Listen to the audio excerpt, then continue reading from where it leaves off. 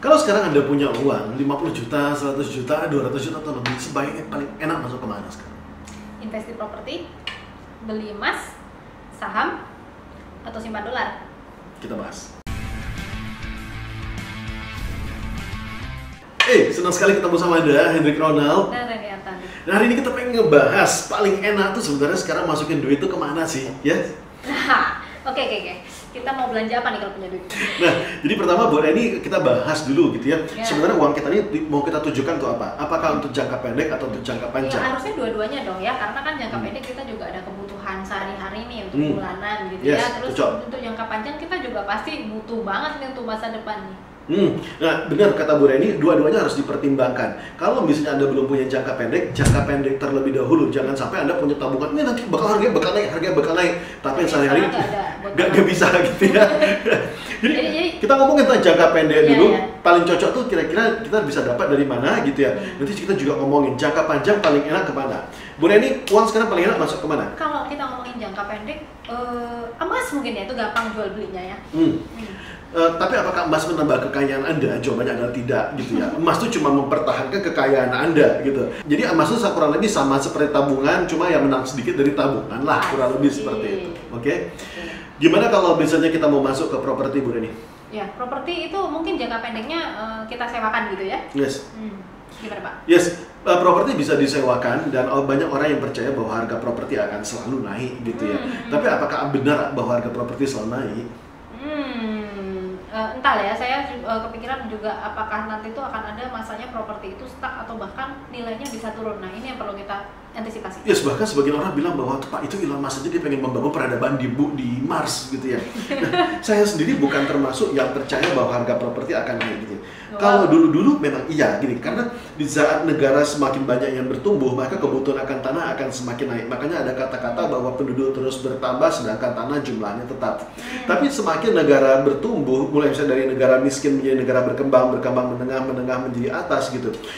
Budayanya semakin berubah, orang semakin nikahnya semakin telat dan orang semakin tidak mau punya anak. Cina dulu dilarang-larang, jangan punya anak. Sampai-sampai kalau mau punya anak harus dibawa ke kampung. Kemarin saya malah melihat kalau udah selesai di Italia atau di kota lain gitu ya, ada yang sampai mau membayar, ayo pindah ke tempat kami, bahkan menawarkan membeli rumah dengan harga $1 saja karena semakin kekurangan penduduk. Ketika sana kotanya juga cukup cantik gitu ya, kayak kota terpencil gitu, tapi cantik gitu kotanya gitu ya. Nah, jadi sekarang saya percaya bahwa harga properti tersebut makin lama sudah makin plato gitu ya. Dan sekarang juga dengan adanya ojol, apakah orang masih harus mencari tempat yang ya, untuk bisnis juga tidak mewajibkan kita harus mempunyai properti yang prime gitu ya, seperti kata Pak Ronald ya. Karena bisnis bisa dari mana aja, lebih hemat malahan kalau misalkan bisa bisnis dari rumah. Yes. Nah, itu makanya kalau bisa bisnis dari rumah, Anda bisa bisnis dari rumah ya jauh lebih enak gitu ya. Dan sekarang juga seperti kita bilang bahwa rumah itu belum tentu adalah satu buah investasi yang menarik lagi untuk anak-anak muda. Kenapa? Karena sekarang bagi anak-anak muda rumah itu nggak terlalu penting. Seperti Elon Musk sendiri, rumahnya juga dia jual rumah mewah, dia sekarang tinggal di rumah kecil. Nah, jadi rumah gitu, apakah tetap menjadi harus? Menurut saya di masa depan ya boleh gitu ya, tapi itu belum menjadi prioritas untuk investasi. Pertama gitu ya. Yes, bukan prioritas pertama untuk investasi. Oke. Lalu kita ngomong apa? Sudah emas, sudah rumah, saham Pak, saham. Oke. Saham sendiri. Menurut Bu Reni saham gimana? Saham itu dia bisa nilainya naik, tetapi naiknya pelan dan butuh waktu yang sangat lama. Jadi kalau misalkan Anda umur 20 tahun, oke lah Anda sambil nabung saham gitu ya, karena bisa dimulai dari harga bahkan Rp100.000 masih sudah bisa beli saham gitu ya. Tapi ya Anda tidak bisa mengharapkan bahwa hasilnya itu bisa cepat Anda petik gitu loh. Kalau ditengok-tengok sebulan sekali, ditengok hasilnya itu masih nggak banyak perubahan gitu lah. Sementara kalau misalkan kita ngomongin jangka pendek, jadi ini Anda cocok. Yes, jadi dia di atas deposito gitu ya. Tapi kalau misalnya mengharapkan bahwa bisa menghasilkan cepat, dia tidak terlalu seksi ya. Kalau misalnya dolar, Bu Reni? Nah, dolar ini menarik. Kalau kita ngomongin dulu dolar ya sekitar tahun 98 pada saat Krismon gitu ya, itu memang raja ya dolarnya ya. Kalau misalkan kita sudah punya simpanan dolar waktu itu kita langsung kaya raya. Tetapi ternyata lambat laun sampai dengan sekarang itu sudah banyak berubah, di mana dolar itu sudah tidak naik lagi secara signifikan, sudah stuck dari dulu sampai sekarang ya kurang lebih nilainya sekian gitu loh. Jadi kalau kita ke depan kita mau simpan dolar ya rasanya juga perkembangannya juga gitu-gitu aja. Dolar sendiri gitu ya, dolar Amerika menurut saya juga secara pondasi nggak terlalu bagus karena negara Amerika sekarang terus-menerus menambah hutang mereka. Jadi mereka terus berantem dan menambah pengeluaran mereka. Mereka bukan mikir bagaimana cara supaya bisa berhutang. Mereka pikir bagaimana cara supaya limit hutang bisa bertambah gitu. Ini bisa lama-lama seperti kasus Evergrande gitu, yang semakin lama negaranya bisa semakin bangkrut di mana tidak ada penghasilannya tapi pengeluarannya terus bertambah. Itu makanya saya bersyukur banget sekarang Indonesia sama Cina misalnya kerjasama bilateral bisa langsung tanpa dolar, bisa langsung rupiah terhadap yuan, itu jauh lebih bagus gitu. Yes. So, kalau begitu, kalau memang bukan dolar lagi, apa ya kira-kira alternatif lain? Yes, jadi saran saya pribadi mungkin saya bisa kasih insight, bisnis termasuk salah satu yang cocok gitu ya. Cari bisnis autopilot, bisnis yang bisa gerak sendiri. Ini sudah banyak kita buat video-videonya bagaimana cara membuat bisnis autopilot yang di atas. Yes. Nah, bisnis autopilot ini bisa membantu Anda untuk sehari-hari, untuk kebutuhan donasi, buah, listrik, pulsa, dan yang lain-lain. Yes. Nah, ini menurut saya penting. Tapi kalau misalnya menurut Anda bahwa Pak, saya senang dengan konsep bisnis autopilot, tapi saya separuh mati, saya cari franchise pun misalnya selama ini juga rugi gitu ya. Nah, maka Anda bisa coba yang satu lagi. Ini adalah yang sudah saya sarankan kemarin dengan aplikasi di mana Anda bisa otomatis jual beli kripto. Oke, jadi jual beli Bitcoin seperti itu bisa secara otomatis dan ini sudah saya jelaskan. Ini jalan simple, Anda tidur pun dia jalan. Itu lumayan. Jadi kalau misalnya nih Anda menanamkan uang 100 juta, Anda bisa dapat kurang lebih anggap misalnya 0,5% per hari gitu ya. Anda bisa dapat sekitar 500.000 per hari itu ya bisa gitu ya. Dan itu tidak perlu menunggu waktu lama ya. Maksudnya itu bisa terjadi dalam beberapa hari dan kita juga bisa tarik kapan aja gitu ya. Yes, yang ini sangat liquid sekali gitu ya. Jadi kapanpun Anda mau tarik ya silakan Anda tarik gitu ya. Dan ini ada di rekening Anda sendiri. Pak, kripto tuh belinya di mana gitu? Belinya tuh di Binance. Ini ada aplikasi Binance, Anda install aplikasinya.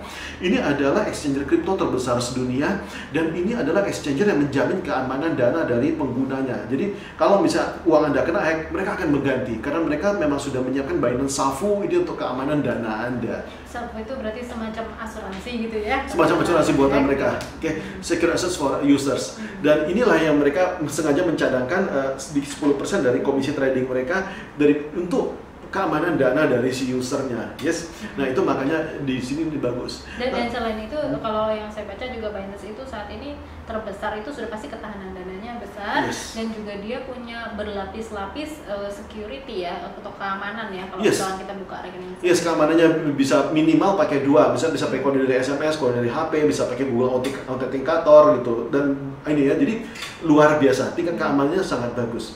Nah, itu kalau misalnya kita ngomong tentang jangka pendek. Wah, kalau kita ngomong tentang jangka panjang seperti apa?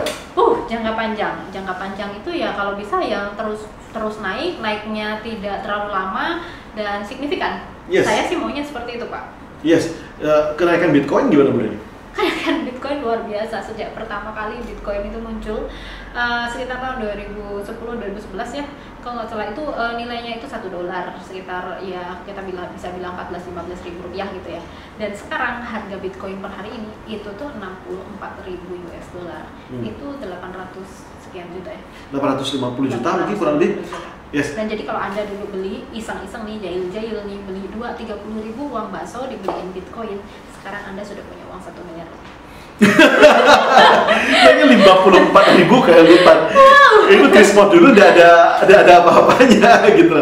Tapi kalau Anda merasa bahwa Pak Bitcoin sudah terlalu mahal Pak, nggak sanggup beli Pak, tenang aja, Bitcoin Anda nggak harus beli satu kok, Anda bisa beli 0,001 tuh bisa gitu. Jadi tetap boleh kok, Anda bisa mulai nanam tuh dari $10, $150.000 pun sudah bisa gitu. Dan sekarang di kripto kan nggak cuma Bitcoin aja yang bagus ya kan, ada koin-koin lain yang harganya belum semahal Bitcoin tapi prospeknya masih bagus. Yes, seperti Solana, koin Sol gitu ya. Kalau misalnya Anda di Januari kemarin, di awal Januari Anda tanam 1 juta, hari ini Anda sudah punya lebih dari 100 juta rupiah. Naiknya 100 kali lipat, jauh melebihi Krismon zaman dulu, jauh melebihi saham-saham gitu ya. Dan ini adalah uang masa depan. Betul. Banyak orang yang berpikir gini, ini memang menarik ya kripto itu naik, tapi bagaimana dengan risiko nilai kripto itu sendiri gitu loh, karena kan ini kan uangnya bukan dari pemerintah nih. Ini bagus sekali, karena kripto itu tidak tersentralisasi, karena ketika dia tersentralisasi, maka dia rawan dikorupsi, rawan untuk dicederai. Jadi kripto ini sendiri adalah platform yang desentralisasi, berarti dia tersebar gitu ya. Dia transaksi dicatat di banyak komputer sekaligus gitu. Jadi dia tidak terikat sama satu keputusan, sama satu pihak dan satu institusi saja gitu ya. Yang mengikat adalah sebanyak apa kebutuhan orang yang sehingga nilainya terus naik, dan juga sejauh mana kripto ini berguna buat kehidupan gitu. Yes, yang menentukan nilai naik turunnya siapa? Yaitu masyarakat, yaitu kita sendiri. Itu makanya saya bilang bahwa kripto ini salah satu masa depan yang sangat bagus. Ini adalah masa depan yang tidak bisa dibendung. Jadi misalnya sama seperti dulu barter, tidak bisa pasti tergantikan sama emas. Dan karena emas jauh lebih praktis, emas pasti tergantikan sama uang kertas, lebih praktis. Uang kertas terganti sama kartu kredit, sama kartu debit gitu ya. Habis itu tergantikan sama OVO, sama GoPay gitu. Ini evolusi saja. Yes, evolusi. Dan sekarang menjadi kripto, ini adalah uang yang tidak bisa dipalsukan. Ini uang yang Anda transfer dari sini ke Cina, cuma 1 menit saja juga sudah sampai. Dan ini keamanannya juga jauh lebih bagus. Dan kalau misalnya Anda merasa bahwa Anda pengen belajar, maka video di atas adalah tempat yang bagus. Anda mulai dengan mengenal dunia kripto terlebih dahulu. Aplikasi yang di atas yang saya bahas ini bagus, dananya aman gitu ya. Mungkin profitnya nggak gede-gede aman, mungkin cuma sekitar 0,5% per hari gitu ya. Buat saya nggak apa-apa, yang penting pasif gitu ya, dan yang aman. Penting pasif dan aman gitu. Yang paling penting buat investasi itu dulu, aman dulu dan tetap menguntungkan gitu. Yes, nomor satunya adalah aman, yes. Nah ini lumayan, ini aplikasi yang satu ini bagus gitu ya. Dan setelah saya lihat ini juga tingkat keamanan juga sangat bagus ya. Anda bisa dapat sampai 1%, saya bahkan pernah dapat sampai 2%, 3% per hari. Kalau market lagi bagus gitu ya. Nah, Anda boleh coba aplikasi yang ini. Dan saya doakan semoga video ini bisa bermanfaat. Terima kasih sudah nonton video ini. Saya Hendrik Ronald. Dan saya Rani Atanti. Salam dahsyat buat Anda.